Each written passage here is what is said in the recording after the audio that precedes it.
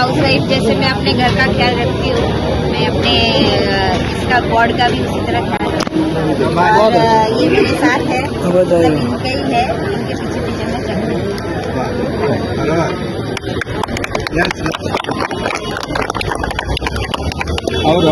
हाँ, भाग्यलक्ष्मी जी वार्ड क्रमांक 31 में पहली बार जो है जय श्री राम का नारा गूंजा था, तो उसका आप क्या बोलेंगे? जय श्री राम का नारा किसी एक का नहीं है, सबका है। और जनता के लिए क्या कहेंगे? जय श्री राम गूंजेगा ही। जनता के लिए आप क्या कहना चाहेंगे? जनता के लिए यही कहना चाहूंगी कि मैं पहली बार घर से बाहर निकली हूँ, तो मुझे पूरा सपोर्ट कीजिए और इस बार मुझे एक मौका दीजिए कुछ करने के लिए अपने वार्ड में।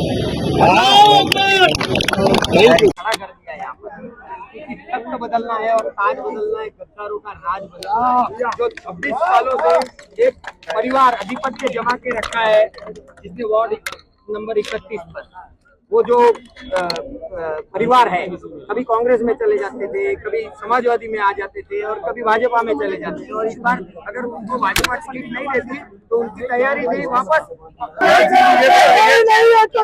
लेकर आप जनता के बीच जाएंगे और वार्ड की जनता को आप कितना समझते हैं? वार्ड की जनता के बारे में मैं आपको बताना चाहूंगा कि मेरा जन्म ही इसी वार्ड में हुआ है, तो इस वार्ड को जितना मैं समझ सकता हूँ ना, उतना कोई नहीं समझ सकता है। मेरा एक पूरी एरा चली गई है, मतलब मैं 43 इयर्स का हूँ आज, उसमें से 43 इयर्स पूरा मेरा यहाँ गया है। तो यहाँ के लोगों की समस्या, यहाँ के लोगों का साथ बचपन, यहाँ के लोगों के साथ जवानी जी है मैंने, तो वो सारी चीजों का मुझे बहुत अच्छी तरह मालूमात है मुझे कि बेचारा यहाँ क्या तकलीफ है, यहाँ क्या और क्या दंश झेलते आए हैं राजनीति में। लोगों के पास ऑप्शन नहीं था, अब तक कोई मजबूत आदमी इस वार्ड में मिला नहीं था, लोग दबे हुए थे। दबे हुए लोग जो होते हैं उनको और दबाया जाता है किसी न किसी माध्यम से। जो प्रशासन में होता है, जो किसी पद पर होता है ना, वो हमेशा छोटे लोगों को दबाने की कोशिश करता है। और मैं आपको बताना चाहता हूँ, मैं आज इतना साल से राजनीति कर रहा हूँ, पर राजनीति को मैंने पेशा नहीं बनाया, मैंने राजनीति को मेरा धर्म समझा, मैंने सेवा की लोगों की, और इसलिए आज ये इतने जो लोग आए हैं इसी के माध्यम से आए हैं। कोई मेरा दोस्त है, कोई मेरे स्कूल में पढ़ा है, कोई मेरे साथ क्रिकेट खेला है, कोई मेरे साथ, ये सारे लोग आए हैं आज यहाँ पर। तो उनको मैं बताना चाहूंगा कि इस बार तुमको हम घेरेंगे और जवाब भी पूछेंगे और आपको घर पर भी वापस भेजेंगे। देखते हैं आप, क्या लगता है आपकी लड़ाई किसके साथ है? कोई है आपके टक्कर में? मेरी लड़ाई मैं आपको बताता हूँ, ये धर्म और अधर्म की लड़ाई है।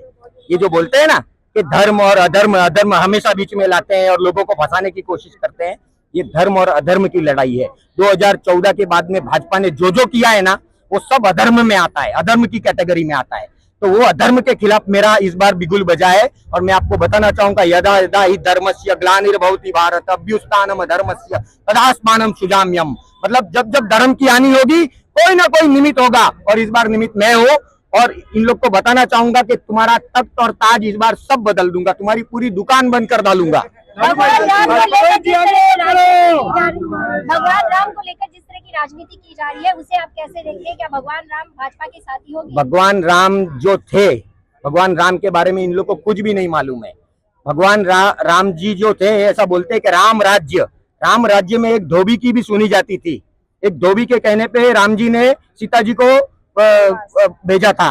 तो यहाँ तो किसी की नहीं सुनी जा रही है, सारे तंत्र इनके हाथ में है, सीबीआई, ईडी, जितने भी पुलिस, सब इनके हाथ में है। जिस तरीके से इस्तेमाल करना चाहते कर रहे हैं, लोगों पे अत्याचार कर रहे, दबा रहे हैं। ये राम राज्य कभी नहीं हो सकता। और अगर राम जी ऊपर से देख रहे हैं तो मेरे को पक्का मालूम है कि इनके दिन अब पूरे हुए हैं। जिस तरह के सवाल उठ रहे हैं कि आपने कुर्सी के लिए पार्टी बदल दी, इसको आपका क्या कहना है? मैं आपको यही बताना चाहता हूँ कि कुर्सी के लिए पार्टी बदलने वाला लाल सिंह राजपुरोहित है ही नहीं, क्योंकि कुर्सी जैसी कोई चीज ही नहीं है मेरे जीवन में। कल रात तक भी मैं असमंजस की स्थिति में था, क्या करूं। लोगों का ऐसा था कि नहीं, इस बार अगर इसको हराना है तो आपको ही लड़ना पड़ेगा। तो मैं लोगों की मांग पर मैं आया हूं। तो ऐसी कोई चीज नहीं है, तुम मेरे को धर्म सिखाओ मत। धर्म जो है ना, धर्म मेरे अंदर है, और कुर्सी बदलने का काम मेरा नहीं है। ये बरसों से कुर्सी बदलते आए हैं नगर सेवक पद के लिए। जनता की मांग रही या पार्टी की मांग रही? नहीं, जनता की मांग रही। पार्टी बाद में आई, पहले जनता आती है साहब। जनता जनार्दन होती है। जनता जनार्दन के बीच में जो जाता है, उनसे सवाल पूछता है, उसके बाद में जो जवाब आता है, उसके बाद पार्टी कौन सी लेना, किसके सामने लड़ना। पहले तो लड़ना था साहब। एक आदमी है, जो इतने साल से ये वार्ड पर आधिपत्य जमा कर रखा है, तो उसके खिलाफ जब लड़ना है तो लड़ने के लिए सारे लोगों को एक करना पड़ेगा, सभी पार्टियों को एक करना पड़ेगा। मैं सभी पार्टी के लोगों से मैं आपको एक बताना चाहता हूँ कि अभी 2 दिन पहले मैंने आमदार साहब जो भाजपा के आमदार है उनसे बातचीत की थी। उनको मैंने ये गुजारिश की कि इसको छोड़ के आप किसी छोटे कार्यकर्ता को वोट टिकट दे दो, मैं उसका प्रचार करूंगा, मैं उसके साथ में आऊंगा। पर बोलते ना अहंकार जो होता है ना, अहंकार की कोई ये नहीं है, सीमा नहीं है साहब। तो ये लोगों ने मुझे धकेला और मैं आपको बताना चाहता हूँ ये इन लोगों ने नहीं धकेला, प्रकृति धकेलती है साहब।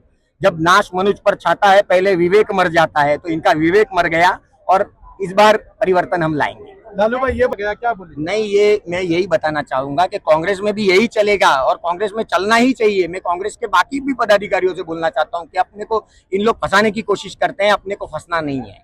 इन लोग ये दिखाने की कोशिश करते हैं कि हम लोग, अरे सेक्युलरिज्म क्या होता है? सेक्युलरिज्म मतलब होता है कि अपनी वजह से किसी और को तकलीफ नहीं होनी चाहिए, ये असली सेक्युलरिज्म है। सेक्युलरिज्म मतलब धर्म और ये इसमें बांटना नहीं है।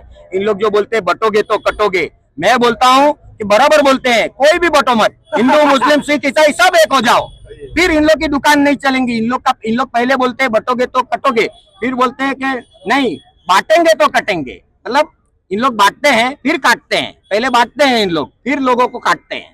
तो ये धंधा अभी बंद होगा। क्या ये मुद्दा कांग्रेस ने हाईजैक कर लिया? इस बार मैंने तो हाईजैक किया है और कांग्रेस के साथ हाईजैक किया है, तो कांग्रेस इसको बड़े पैमाने पे लेके जाएगी आगे। Okay, thank you.